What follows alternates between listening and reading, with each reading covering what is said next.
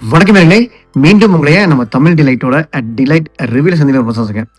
இன்னைக்கு இந்த வாரம் வந்து நம்ம ஒரு சில படங்கள்லாம் பார்த்தோம். அதாவது ஃபர்ஸ்ட்லேருந்து பெடிலேருந்து ஸ்டார்ட் பண்ணோம். பெடி, மாலிவுட் டைம்ஸ், ஹே ஜவானி, தோ இஸ்கு ஹோனா ஹே.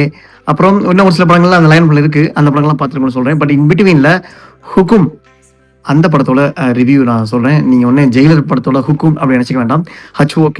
HOKUM ஹுக்கும். அதாவது ஆஸ் யூஷுவல் நான் இங்கிலீஷ் படங்கள், ஹாலிவுட் படங்கள் நான் அதிகம் எனக்கு கவனம் இருக்காது. அதிகம் பார்க்கறதும் குறைப்பேன். முடிஞ்ச வரைக்கும் அவாய்ட் பண்ணுவேன். பட் ஆனால் அதில் த்ரில்லர் வித் ஹாரர் வந்தால் டெஃபினெட்லி இமீடியட்லி நான் வந்து பார்க்க ட்ரை பண்ணிடுவேன். ஸோ அப்படிதான் ஒரு படம் ஹுக்கும். இப்போ ரீசெண்டாக கூட இன்னொரு அப்சஷன் ஒரு படம் வந்துச்சு. அதை நம்ம தேட்டரில் பார்த்தோம். ஹுக்கும் வந்து அதுக்கு 2 வீக்ஸ் முன்னாடி, ஃபார் எக்ஸாம்பிள் ஹுக்கும் வந்து May 1 ரிலீஸ் ஆச்சு. அப்சஷன் வந்து May 15 வந்துச்சு.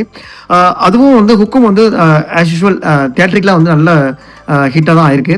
நீங்கள் ஏர்லியாக வந்து OTT ஒரு படம் பார்த்துருப்பீங்க. அந்த படத்தோட கிரியேட்டிங் ப்ராசஸிங் வந்து இந்த படத்தையும் பண்ணியிருக்காங்க. ஸோ இந்த படம் எப்படிதான் இருக்குது அப்படின்னா, ஒரு சைக்காலஜிக்கல் ஹாரர் த்ரில்லருங்க. ஒரு ஒரு ஒரு ஒரு ஒரு டேரக்டர், இல்லை சரி நான் மன்னிக்கிறோம், டேரக்டர் ஒரு எழுத்தாளர். அது எப்படின்னா ஒரு டார்க் ப்ளீக் ஒரு எழுத்தாளர் வச்சுங்களேன். அதாவது என்னதான் ஒரு படத்துக்கு நான் ஒரு எழுத்தாளர் பொறுத்த வரைக்கும் வந்து அதோட எண்டிங் வந்து ஹாப்பி எண்டிங்காக கொடுக்கலாம். லைக் நம்ம வந்து ஸ்வீட் எண்டிங்காக கொடுக்கலாம். அட் சேம் டைம் வந்து ரொம்ப ஒரு டிஸ்டர்ப்டு எண்டிங்காக கொடுக்கலாம்ல. ஸோ இந்த எழுத்தாளர் பார்த்தீங்கன்னா எப்பவுமே வந்து அவர் மனசுக்குள்ள வந்து அவர் எழுதுகிற எல்லா கதைகளுமே அவர் எழுதுகிற எல்லா கதைகளுமே வந்து ஒரு ப்ளீக் எண்டிங், லைக் ஒரு டிஸ்டர்ப்ட் எண்டிங்காக தான் கொடுப்பாரு அவரோட நாவலில், எல்லா நாவலுமே. ஸோ அதுக்காகவே அவர் வந்து ஃபேமஸ் ஆனவரும் கூட. நிறைய பேருக்கு டவுட் இருக்கும், இவர் ஏன் இப்படியே கொடுக்குறாரு. பட் ஆனால் ஸ்டில் அவரோட நாவல் இருந்தாவே எல்லாரும் வந்து வாங்கி படிக்கிற ஒரு குரூப் நிறைய பேர் இருக்காங்க. ஸோ அவர் கொஞ்சம் ஃபேமஸும் கூட. ஸோ அவருக்கு ஆக்சுவலி சிறு வயதுலேருந்தே வந்து அவருக்கு வந்து ஒரு ஒரு ஒரு கசப்பான சம்பவம் நடந்திருக்கு. அதை பேஸ் பண்ணி தான் வந்து ஒரு சில விஷயங்களும் படத்தில் நடக்கும். சைக்கலாஜிக்கல் ஹாரர் எக்ஸ்பெக்ட்ல நடக்கும், எல்லா விஷயங்களும் நடக்கும். ஸோ அவங்க அம்மாவை அடிக்கடி வந்து பேயா வந்து பார்க்குற மாதிரிலாம் அவருக்கு வந்து தோணும். அது இல்லாமல் வந்து அவர் வந்து ஒரு ஹோட்டலுக்கு போகிறாரு. அந்த ஹோட்டலுக்கு போகிறப்ப இங்கேருந்து அவர் ஊர்லேருந்து அயர்லாண்டுக்கு போகிறாரு. அயர்லாண்டில் வந்து அந்த ஹோட்டலில் உட்காந்து கதையில் தான் போகிறாரு. ஆக்சுவலி கதையில் தான் இல்லை, அவங்க அம்மா அப்பாவோட அஸ்தி வந்து அவங்களோட நினைவாக வந்து ஒரு அம்மாவுக்கு பிடிச்ச ஒரு இடம் இருக்கும். அந்த இடத்துக்கு போயிட்டு அந்த இடத்துல வச்சுட்டு அவர் ஏதோ ஒரு காரணத்துக்காக வந்து ஒரு சில விஷயங்கள் செய்ய போவார். ஏன்னா இதை நான் ரிவீல் பண்ண விரும்பல. ஸோ அங்கே நடக்கிற ஒரு சில அமானுஷ விஷயங்கள், அங்கே நடக்கிற ஒரு சில விஷயங்கள் தான் வந்து இந்த படத்தை வந்து படம் எடுத்திருக்காங்க.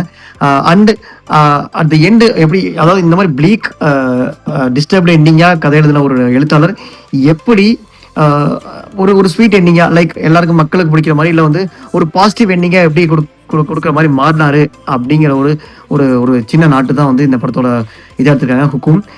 இது வந்து ஒரு சில பிளேஸ்ல வந்து ஜம்ப் ஸ்கேர் இருந்தாலும் மேபி நான் நிறைய படங்கள் பார்க்கலாம், எனக்கு அந்த அளவுக்கு பயம் இல்லைன்னு தெரியல. பட் ஆனால் இது வந்து ஒரு ஒன் டைம் வாட்சபிள் மூவி தான் சொல்லலாம். இது வரைக்கும் எந்த ஒரு இதுலையும் வந்து எதுலையும் இங்கே இல்லை. பட் டிஜிட்டல் பிளாட்ஃபார்ம், ஏழைகளின் OTT-யான டெலிகிராம் எல்லா இடத்துலையும் வந்து இப்போ அவைலபிள் இருக்கு. ஸோ மேபி உங்களுக்கு வந்து டைம் கிடைச்சா நீங்கள் கண்டிப்பாக வந்து பாருங்கள். கண்டிப்பாக இது வந்து உங்களுக்கு வந்து ஒரு ஒர்த்ஃபுல் மூவியாக தான் இருக்கும். பட் முடிஞ்ச வரைக்கும் இந்த மாதிரி படங்கள் பார்க்குறப்ப இயர்ஃபோன் வச்சு நீ தனியாக வந்து பார்க்குறது சால சிறந்தது. அப்போ தான் உங்களுக்கு வந்து அதுக்குண்டான அந்த ஒரு ஹாரர் மூவிக்கு உண்டான ஒரு பயமுறுத்தலோ இல்லை வந்து உங்களுக்குன்னு ஒரு ஃபீலோ வந்து உங்களுக்கு வந்து இருக்குங்க. ஃப்ரெண்ட்ஸோட இல்லை சும்மா நீங்கள் ஆஃபீஸில் உட்காந்துருக்கீங்க அப்போ வந்து சும்மா பார்க்கலாம் அப்படின்லாம் பார்க்க வேண்டாம். அதுக்குன்னு ஒரு டைம் அதுக்கு ஒதுக்குங்க. அப்போதான் அதுக்கு உண்டான ஒரு எஃபெக்ட்ஸ் உங்களுக்குள்ள ஒரு விஷயங்கள் கிரியேட் ஆகும். ஸோ அவ்வளோதாங்க. மீண்டும் அடுத்த ஒரு நல்ல படத்தோட ரிவ்யூ மீட் பண்ணுறேன். அன்டில் தென் வணக்கங்க.